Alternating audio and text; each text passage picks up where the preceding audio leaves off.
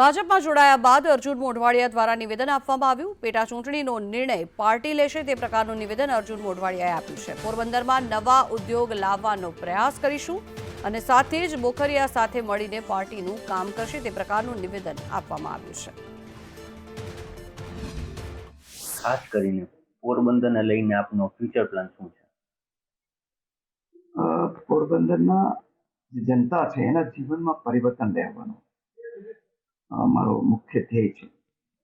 આજે નહીં પણ જ્યારથી હું રાજનીતિમાં જોડાયો ત્યારથી જ આ ધ્યેય નક્કી કરીને જ રાજનીતિમાં આવ્યો।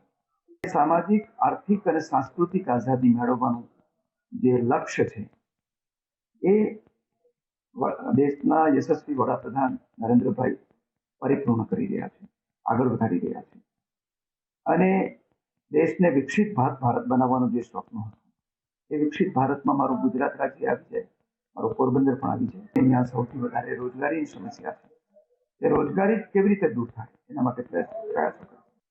ગુજરાત વિધાનસભામાં હતો આદરણીય નરેન્દ્રભાઈ, ગુજરાતના મુખ્યમંત્રી હતા આદરણીય અમિતભાઈ, ગુજરાતના ગૃહમંત્રી હતા, ત્યારે સામે દલીલો કરતો હતો। એ ક્ષમતાથી હું આજે જ્યાં આવ્યો છું, જે મને જવાબદારી મળી છે ભારતીય જનતા પાર્ટીના કાર્યકર તરીકે, ત્યારે એનાથી ડબલ જુસ્સાથી કામ કરવાનું છે।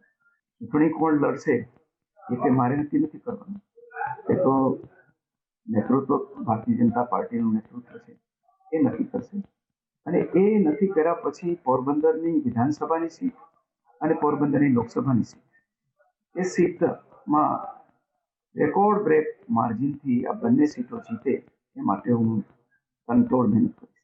દાખલા તરીકે પોરબંદરને એક આઇકોનિક ટુરિસ્ટ સ્પોટ, પ્રવાસન સ્થળ બનાવવાનું છે। એની શરૂઆત થઈ ચૂકી છે અત્યારે, પણ એને એ કક્ષાએ લઈ જવાનું છે કે જેથી વિશ્વના પ્રવાસીઓ દેશના પ્રવાસીઓ અહીં આવે, જેનાથી રોજગારી વધે, તો એ પ્રયાસ સરકારમાં